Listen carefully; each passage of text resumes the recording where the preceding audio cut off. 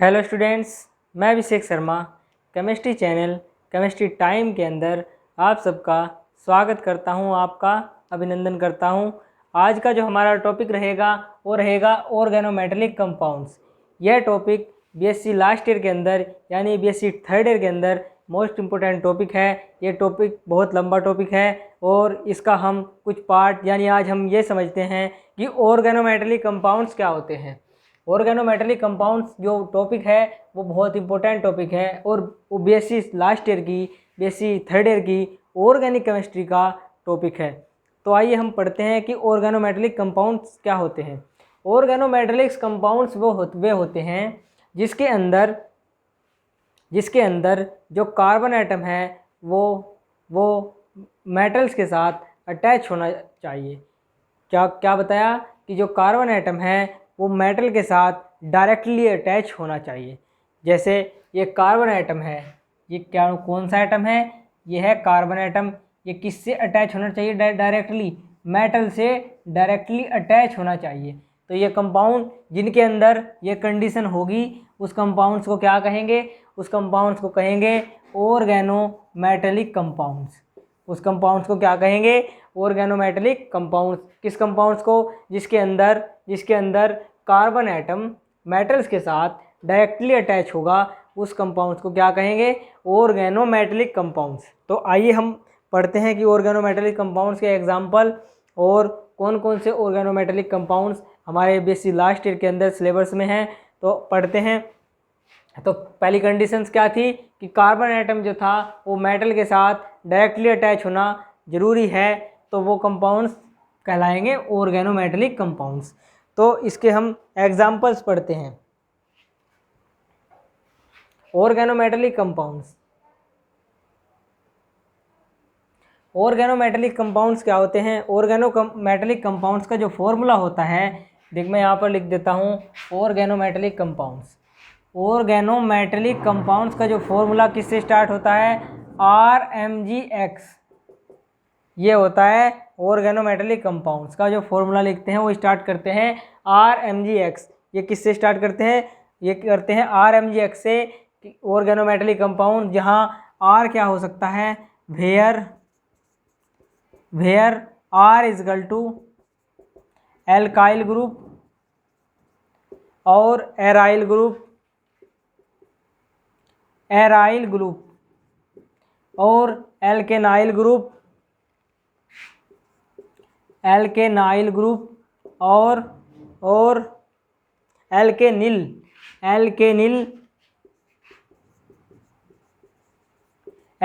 Group भी हो सकता है। और क्या हो सकता है जी? एलाइल ग्रुप और हो सकता है एलाइल ग्रुप। ये कहाँ होते हैं? ये प्रेजेंट होते हैं कहाँ पर? आर के। ये जो आर होता है ये क्या हो सकता है? आर इसकी कौन कौन सी कंडीशन हो सकती हैं? एलाइल ग्रुप हो सकता है, एल्काइल ग्रुप हो सकता है, एराइल ग्रुप हो सकता है, एल्केनाइल ग्रुप हो सकता है, एल्केनाइल ग्रुप हो सकता है। ये दोनों सेम हो गए ना?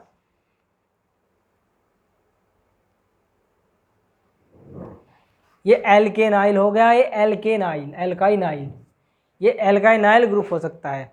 तो ये कंडीशंस हो गई आर। और ये एक्स क्या हो सकता है? एक्स हो सकता है कोई भी हैलोजन्स। यहाँ पर ए हो सकता है हैलोजन एटम हो सकता है। हैलोजन एटम में क्या हो सकता है? फ्लोरीन को छोड़कर। फ्लोरीन नहीं हो सकता, फ्लोरीन को छोड़कर। फ्लोरीन नहीं हो सकता। फ्लोरीन को छोड़कर कोई भी हैलोजन एटम हो सकता है। किसके स्थान पर? एक्स के स्थान पर। तो ये बताइए इसकी कंडीशंस कि आर के जगह पर क्या हो सकता है? एल्काइल ग्रुप हो सकता है, एराइल ग्रुप हो सकता है, एल्केनाइल ग्रुप हो सकता है, एल्केनिल ग्रुप हो सकता है, एलाइल ग्रुप हो सकता है। तो ये हो गए ऑर्गेनोमेटेलिक कंपाउंड्स के कंडीशंस। और इसके एग्जाम्पल मैं लिख देता हूँ। एग्जाम्पल जैसे पहला एग्जाम्पल मैंने लिया, मैं इसको रब कर रहा हूँ। इसका पहला एग्जाम्पल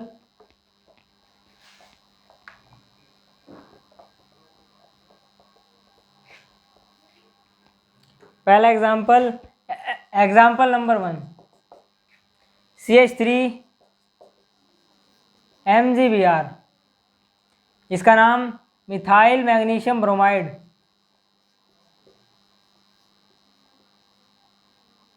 मिथाइल मैग्नीशियम ब्रोमाइड, इसका नाम है जी नंबर 2 C2H5MgBr, इसका नाम है इथाइल मैग्नीशियम ब्रोमाइड,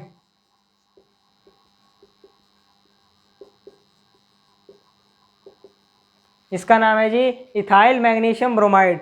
नंबर 1 पर क्या है? CH3MgBr मिथाइल मैग्नीशियम ब्रोमाइड, और दूसरे नंबर पर है example C2H5MgBr ethyl magnesium bromide. ये थे इसके एग्जाम्पल किसके? ऑर्गेनोमेटेलिक कंपाउंड्स के। अब देखते हैं ऑर्गेनोमेटेलिक कंपाउंड्स की और क्या क्या है। नंबर 2 पर ये ऑर्गेनोमेटेलिक कंपाउंड्स था। अब पढ़ते हैं organo magnesium compounds, organo magnesium compounds के एग्जाम्पल। नंबर 2 ऑर्गेनो, नंबर 2 पर है ऑर्गेनो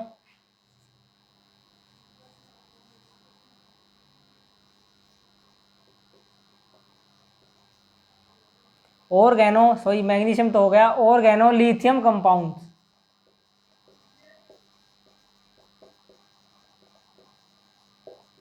ऑर्गेनो लिथियम कंपाउंड्स, वही same procedure CH3Li, example CH3Li, ये क्या है? Methyl lithium.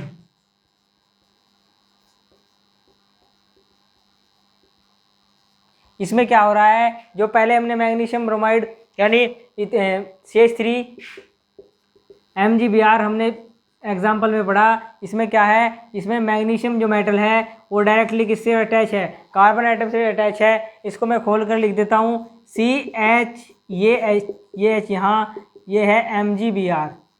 ये क्या है? मैग्नीशियम मेटल डायरेक्टली किससे अटैच है? कार्बन आइटम से डायरेक्टली अटैच है। तो ये क्या है? ये क्या है? ऑर्गेनोमेटेलिक कंपाउंड्स है। अब हम इसका एग्जाम्पल हो गया मिथाइल लिथियम हो गया। अब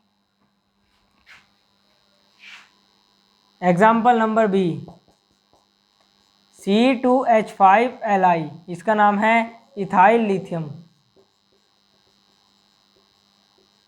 इसका नाम है इथाइल लिथियम। ये थे ऑर्गेनो लिथियम कंपाउंड। अब है organo zinc compound.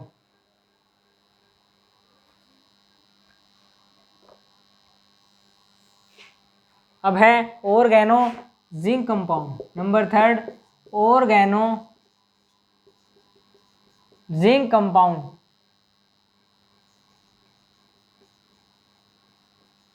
Organo zinc compounds. Organo zinc compounds क्या होगा? जिसमें जिंक मेटल प्रेजेंट होगी, नाम से पता चल रहा है, उसको क्या होगा? Organo zinc compound.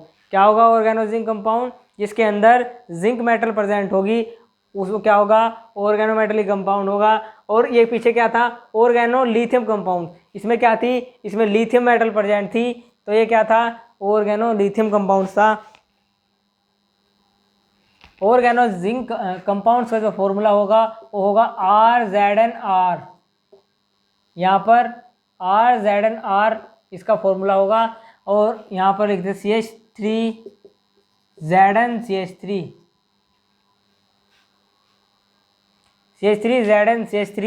नंबर 1 पर इसका नाम डाई मिथाइल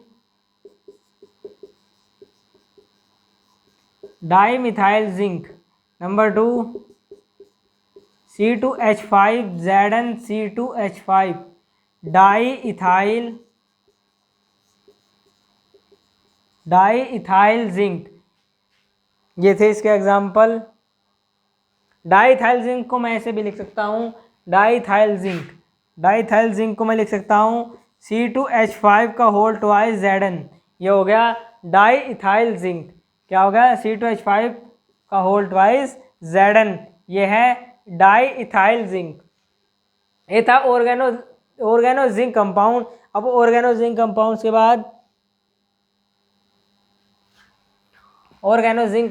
बाद चलते हैं organo mercury compounds. Organo mercury compounds कौन होंगे? जिसमें मर्करी मेटल प्रेजेंट होगी, उसमें होंगे ऑर्गेनो मरकरी कंपाउंड।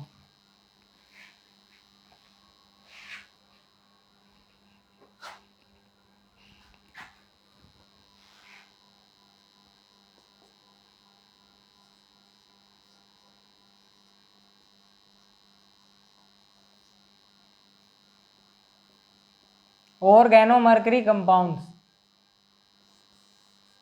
इसमें क्या होगा, इसमें जो मरकरी एटम, जो मरकरी मेटल है वो कार्बन एटम से डायरेक्टली अटैच होगी, इसलिए इसका नाम क्या है, ऑर्गेनोमर्करी कंपाउंड। करते हैं ऑर्गेनोमर्करी कंपाउंड्स की ओर। C2H5 का whole twice Hg। Number 1, C2H5 का होल ट्वाइस Hg, और इसको ऐसे भी लिख सकता हूँ C2H5Hg और C2H5। ये क्या है, ये है क्या है, डाई इथाइल मरकरी। इसका नाम है डाई इथाइल,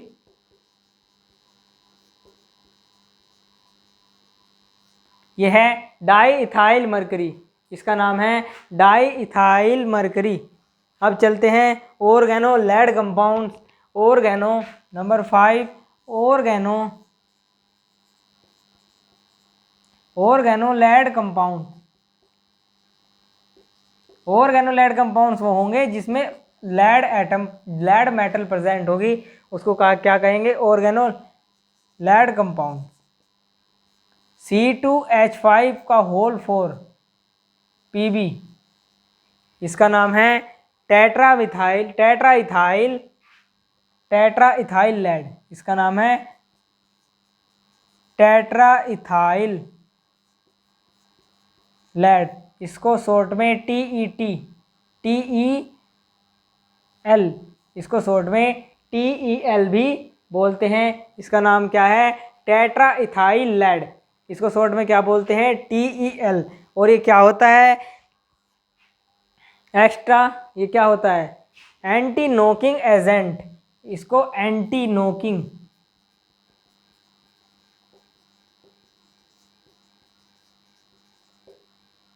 इसको एंटी नॉकिंग एजेंट भी बोलते हैं। ये बात बाद में हम पढ़ेंगे, एंटी नॉकिंग एजेंट क्या होता है। इसको क्या बोलते हैं, एंटी नॉकिंग एजेंट भी बोलते हैं।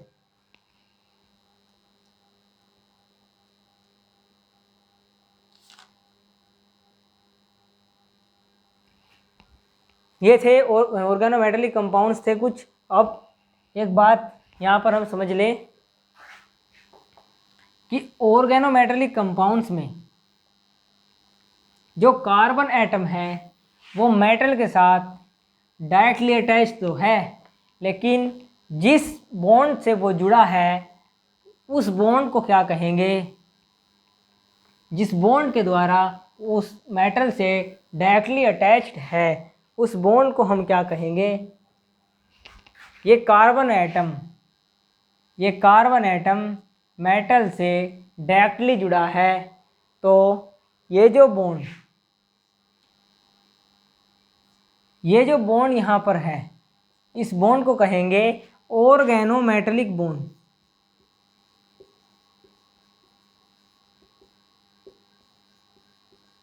इस बॉन्ड को कहेंगे ऑर्गेनोमेटेलिक बॉन्ड, क्योंकि ये कार्बन एटम से डायरेक्टली अटैच जिस बॉन्ड के साथ है उस बॉन्ड को कहेंगे ऑर्गेनोमेटेलिक बॉन्ड। ठीक है, ये बात क्लियर हो गई। ये कंडीशंस थी कुछ ऑर्गेनोमेटेलिक कंपाउंड्स की, जिसमें कार्बन एटम के साथ जो मेटल थी वो डायरेक्टली अटैच्ड थी। अब कुछ हम नोट में एक बात पढ़ते हैं। अब हम नोट लिखते हैं।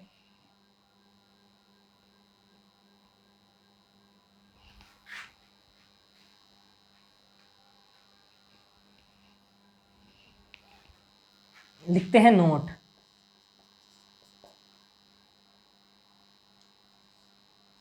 NaO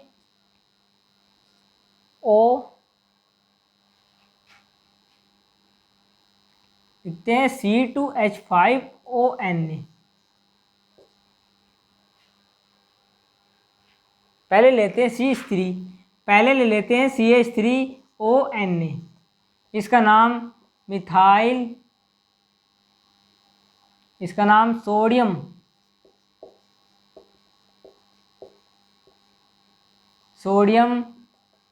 मैथोक्साइड, सोडियम मैथोक्साइड इसका नाम है। और दूसरा एटम C2H5ONa, इसका नाम सोडियम एथोक्साइड,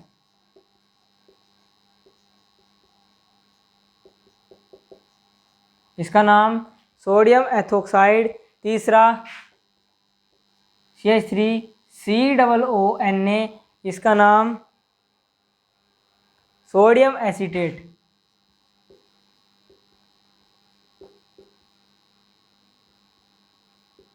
इसका नाम सोडियम एसीटेट। नंबर 4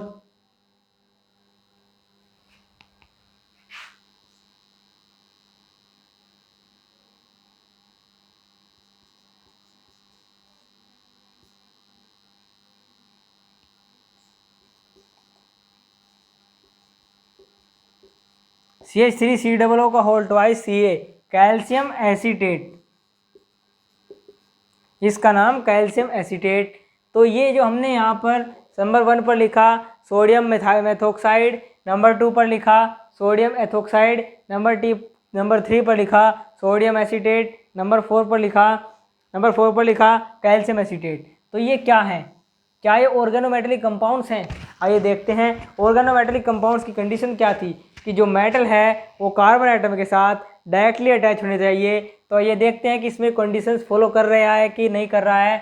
जो CH3 है, यहाँ पर जो कार्बन मेटल है वो डायरेक्टली किससे अटैच है? ऑक्सीजन से अटैच है। और ऑक्सीजन कोई, जो कार्बन एटम है वो ऑक्सीजन से अटैच है। ऑक्सीजन क्या है? ऑक्सीजन कोई मेटल नहीं है, ये मेटल तो सोडियम है। तो सोडियम किससे अटैच है? ऑक्सीजन से। ऑक्सीजन अटैच है कार्बन से।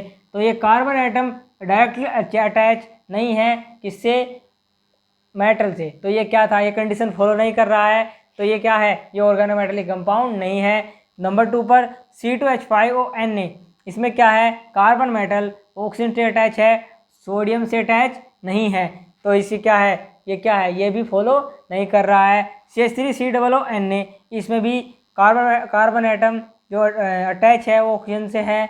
तो ये भी फॉलो नहीं कर रहा है। और ये इसमें क्या है? इसमें भी कैल्शियम से अटैच नहीं है। तो ये भी फॉलो नहीं कर रहा है। तो ये कंडीशंस फॉलो नहीं कर रहे हैं। तो ये क्या है? ऑर्गेनोमेटेलिक कंपाउंड नहीं है। ये ऑर्गेनोमेटेलिक कंपाउंड नहीं है। ये क्या है? ऑर्गेनोमेटेलिक कंपाउंड नहीं है। तो ये कंडीशंस थी, नोट में पूछ लेता है कभी कभी कि बताइए कि ये ऑर्गेनोमेटेलिक कंपाउंड्स है कि नहीं है। नंबर 2 पर दे दिया उसने सोडियम एथोक्साइड दे दिया। बताइए कि ऑर्गेनोमेटेलिक कंपाउंड्स नहीं है। तो आप क्या ध्यान रखोगे? आप तो सिर्फ ये ध्यान रख लो कि इसमें मेटल्स भी है और कार्बन भी है, तो ये लिख दो इसको ऑर्गेनोमेटेलिक कंपाउंड। पर ऐसा नहीं है। इसमें ऑर्गेनोमेटेलिक कंपाउंड्स तो वो होगा ना जिसमें क्या होगा? कार्बन एटम डायरेक्टली अटैच होगा किससे? मेटल से डायरेक्टली अटैच होगा।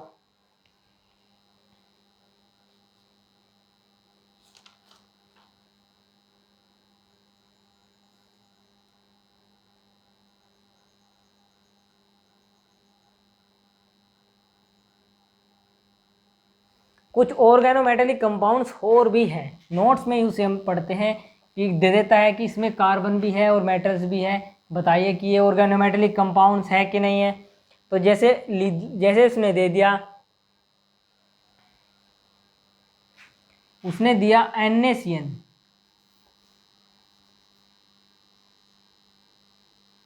उसने दिया NaCN, KCN,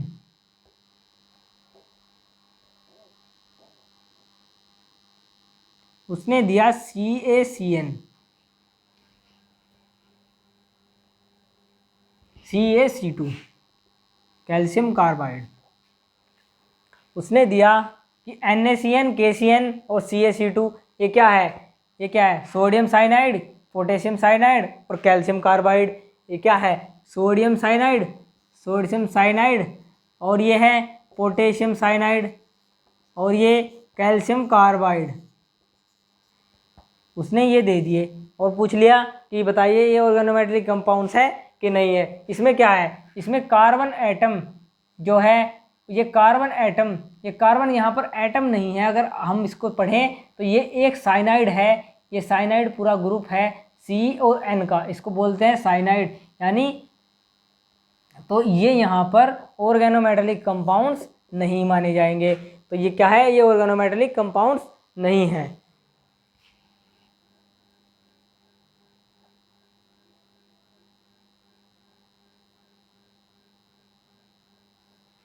इससे अलावा कुछ कंपाउंड्स ऐसे भी होते हैं, कुछ कंपाउंड्स ऐसे भी होते हैं कि वो उसमें कार्बन एटम जो है वो कार्बन एटम मेटल के साथ डायरेक्टली अटैच नहीं होता।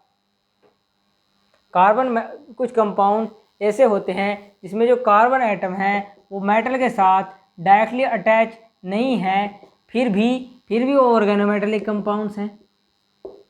ये क्या बात हुई भाई, ये क्या बात हुई कि कार्बन एटम मेटल के साथ डायरेक्टली अटैच नहीं है फिर भी वो ऑर्गेनोमेटेलिक कंपाउंड्स कह रहा है। तो इसका मतलब कुछ तो बात है।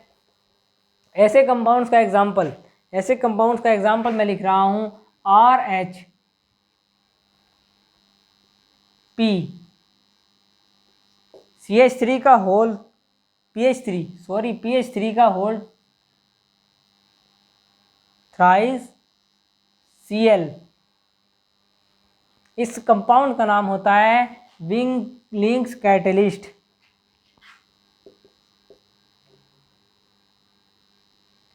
इस कंपाउंड का नाम होता है विल्किंसन कैटलिस्ट। इस कंपाउंड का नाम होता है विल्किंसन कैटलिस्ट।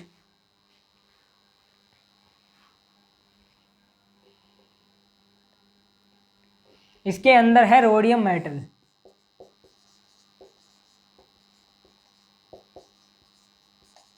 रोडियम मेटल इसके अंदर है और इस कंपाउंड का नाम क्या है, विल्किंसन कैटलिस्ट। तो ये क्या होता है, इसमें क्या है, इसमें जब इसकी रिएक्शन कराते हैं, इसको कैटलिस्ट बनाकर डालते हैं, तो इसमें एक कंडीशंस ऐसी आती है, इसमें एक कंडीशंस ऐसी आ जाती है जिसमें जो कार्बन एटम है वो डायरेक्टली मैटर के साथ अटैच हो जाता है। तो इसलिए इस कंपाउंड्स को ऑर्गेनोमेटेलिक कंपाउंड्स बोल देते हैं, क्योंकि ये अभी तो ऑर्गेनोमेटेलिक गुण अपना ऑर्गेनोमेटेलिक प्रॉपर्टी शो नहीं कर रहा है, ये अभी तो अपनी ऑर्गेनोमेटेलिक प्रॉपर्टी शो नहीं कर रहा है, लेकिन जब इसके साथ रिएक्शन होगी तो ये ऑर्गेनोमेटेलिक प्रॉपर्टी शो करेगा। तो इसलिए इसको ऑर्गेनोमेटेलिक कंपाउंड्स बोलते हैं। ये ऑर्गेनोमेटेलिक जो कंपाउंड्स टॉपिक आज हमने स्टार्ट किया है, ये बहुत लंबा टॉपिक है। इसमें हम पढ़ेंगे ऑर्गेनो मैग्नीशियम कंपाउंड्स पढ़ेंगे, उसकी सारी प्रॉपर्टीज़ पढ़ेंगे, उसकी सारी रिएक्शंस पढ़ेंगे, केमिकल प्रॉपर्टीज़, फिजिकल प्रॉपर्टीज़ सब कुछ पढ़ेंगे। और ऑर्गेनो लिथियम कंपाउंड्स पढ़ेंगे, ऑर्गेनो जिंक कंपाउंड्स पढ़ेंगे, ये सब हम इसके अंदर पढ़ेंगे। अब हम आगे मिलते हैं नेक्स्ट वीडियो में। ये हमने आज थोड़ा इंट्रोडक्शन पढ़ा है ऑर्गेनोमेटेलिक कंपाउंड्स का कि ये होते कैसे हैं और इनकी कंडीशंस क्या क्या होती हैं। तो मिलते हैं नेक्स्ट वीडियो में। तो प्लीज़ आप इस चैनल को केमिस्ट्री टाइम को सब्सक्राइब कर दीजिएगा और लाइक कमेंट शेयर सब कुछ कीजिएगा। Thank you very much.